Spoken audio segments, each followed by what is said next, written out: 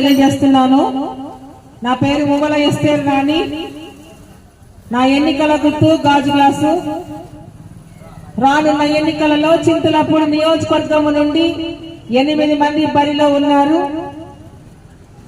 ఏకైక మహిళగా ఈ రోజు బహుజన్ సమాజ్ పార్టీలో 4 సార్లు ఎమ్మెల్యేగా పోటీ చేసి అమలాపురం ఎంపీగా పోటీ చేసి ఈ రోజు చింతలపూడి నియోజకవర్గం నుండి ఒక చదువుకున్న మహిళ అభ్యర్థిగా అడ్వకేట్ గా చింతలపూడి నియోజకవర్గ అభివృద్ధి లేదని తెలిసి ఈ రోజు చింతలపూడి నియోజకవర్గం నుండి మహిళా అభ్యర్థిగా పోటీ చేస్తున్నాను.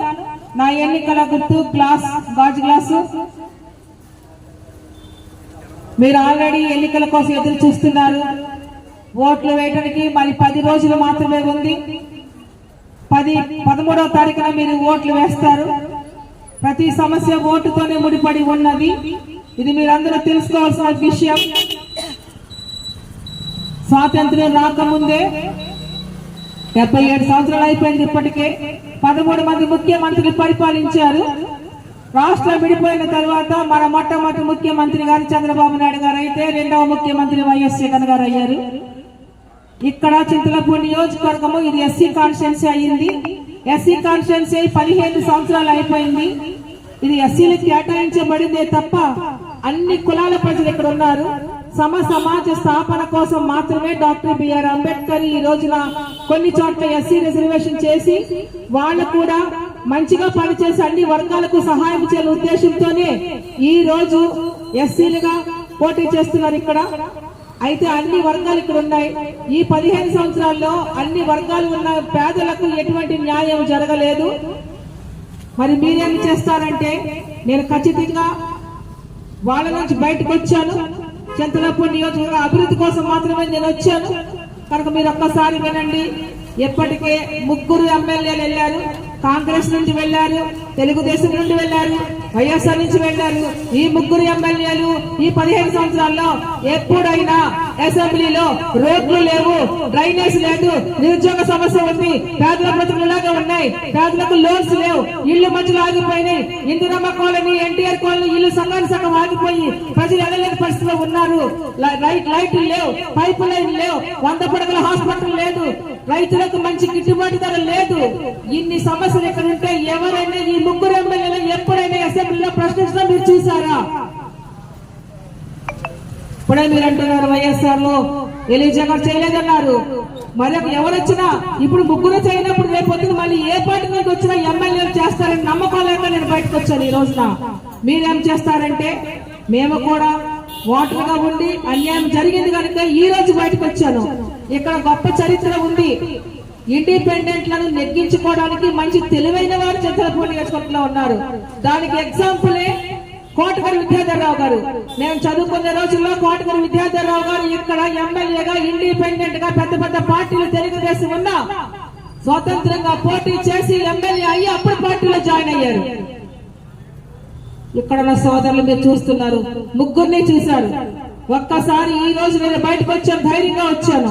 మరి మీరేం చేస్తారంటే, మీరే నన్ను ఎమ్మెల్యేగా ఎన్నుకుంటే రోడ్లతో పాటు drainage system, pipe lines, current స్తంభాలు, అలాగే సబ్ స్టేషన్స్, నిరుద్యోగ సమస్య తీర్చగలని చెప్తున్నాను. అలాగే ప్రతి గ్రామంలో ఈ చింతలపూడి నియోజకవర్గంలో 4 మండలాలు ఉన్నాయి.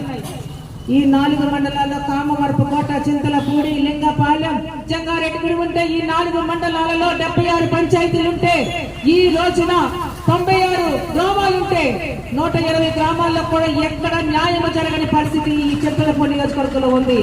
చింతలపూడి నియోజకవర్గంలో చదువుకున్న వాళ్ళు చాలా ఎక్కువ, 60% చదువుకున్నారు. ఎవరికి ఉద్యోగాలు లేని పరిస్థితి. ఇప్పుడు చూస్తున్నారు, చాలా మంది ఉద్యోగస్తులకు జీతాలే లేవు, రిటైర్ అయిపోతే వాళ్ళకి బెనిఫిట్సే లేవు, మధ్యతరగతి కుటుంబీలకు లోన్సే లేవు. మామూలుగా ఏదో బాగా లేని వాళ్ళకి కొన్ని రాయితీలు ఇచ్చి ఉండొచ్చు. మధ్యతరగతి కుటుంబీకులు ఏమవుతారు? ఎస్సీ కార్పొరేషన్, బీసీ కార్పొరేషన్ తీసేసింది గవర్నమెంట్. అన్ని కులాలకు చాలా లోన్స్ ఉన్నాయి. కానీ ఇవన్నీ ఎవరు గమనించరు. మా ఓటుకి ఎంత వస్తాయి, తెలుగుదేశం ఎంత ఇస్తుంది, కాంగ్రెస్ ఎంత ఇస్తుందని చూస్తున్నామే తప్ప ఎందుకు ఈ డబ్బులు ఇస్తున్నారు? ఈ 15 రోజులే బళ్ళు పెడుతున్నారా, కూలిస్తున్నారా, పొలం పెడుతున్నారా, జాయింట్లు ఇస్తున్నారా, డబ్బులు ఇస్తున్నారా, మద్యం తాగిస్తున్నారా? ఇదే పరిస్థితి తప్ప ఎందుకు ఈ డబ్బులు మాకు ఇస్తున్నారని ఆలోచన ఈ ప్రజలకు ఎప్పుడు వస్తుంది? ఆలోచించండి. మీకులా నేను చదువుకుని బయటకు వచ్చాను. మీ దగ్గర నేను ఆశించింది ఒక్కటే, ఎప్పటికైనా ఈ చింతలపూడి నియోజకవర్గం జరుగుతున్న అన్యాయాన్ని మీరు వెలికి తీసి ఏదొచ్చినప్పుడు మీరు కూడా ఏకీభవించవలసిన బాధ్యత ఉంది. 2 ఓట్లున్న ఎంపీ ఓటు ఉంది, ఎమ్మెల్యే ఓటు ఉంది. నేను నిలబడింది ఎమ్మెల్యేకి మాత్రమే. ఎందుకంటే ఇక్కడ 3 ఎమ్మెల్యేలు చేతులు కట్టుకుని అసెంబ్లీలో కూర్చోవడమే తప్ప ఒక్క క్వశ్చన్ కూడా వేయని ఎమ్మెల్యేలకు మనం ఎందుకు ఓటేయాలి? 2000 రూపాయలు ఇస్తారు. మీకు లెక్క పెట్టుకోండి. 2000 రూపాయలని ఈ రోజున మళ్ళా 1800 రోజుల వరకు మళ్ళీ ఓట్లు రావు, ఎన్నికలు రావు. ఈ 1800 రోజులు డివైడెడ్ బై మీరు తీసుకున్న 2000 వేస్తే మీకు ₹1 పడింది. ఆ ₹1 కోసం మనం అమ్ముడు పోవాలా? ఇదేనా? నేను ఏ పార్టీని తిట్టడానికి రాలేదు. ఇది మాత్రం గుర్తు పెట్టుకోండి. నేను ఒక అడ్వకేట్ ని. నేను చదువుకున్న మహిళ. నేను చదువుకున్న చదివే BSc, BEd, MA, BL. అన్యాయం వెలికి తీయడానికి నేను బయటకు వచ్చాను. అసెంబ్లీలో పోరాటం చేయడానికి బయటకు వచ్చాను. ఏ పార్టీ నేను తిట్టట్లా. ముఖ్యమంత్రి 4 రెడీగా ఉన్నారు. జగన్ గారు అవుతారో, తెలుగుదేశం చంద్రబాబు నాయుడు గారు అవుతారో, జనసేన నుంచి అవుతారో, బీజేపీ నుంచి అవుతారో. అక్కడ ముఖ్యమంత్రులు ఎవరు అవుతారో నాకు తెలియదు. కానీ ఎవరు ముఖ్యమంత్రి అయినా ఈ చింతలపూడి నియోజకవర్గం నుండి, అభివృద్ధి లేని నియోజకవర్గం నుండి జరుగుతున్న అన్యాయాలు వెలికి తీయడానికి, అడగటానికి, అసెంబ్లీకి వెళ్ళటానికి మీరందరూ ఒక అవకాశం కల్పించండి మిమ్మల్ని అడుగుతున్నాను. నేను కూడా బహుజన్ సమాజ్ పార్టీలో 4 సార్లు పోటీ చేసిన తర్వాత మన పవన్ కళ్యాణ్ గారు BSPతో పొందుతున్నారు.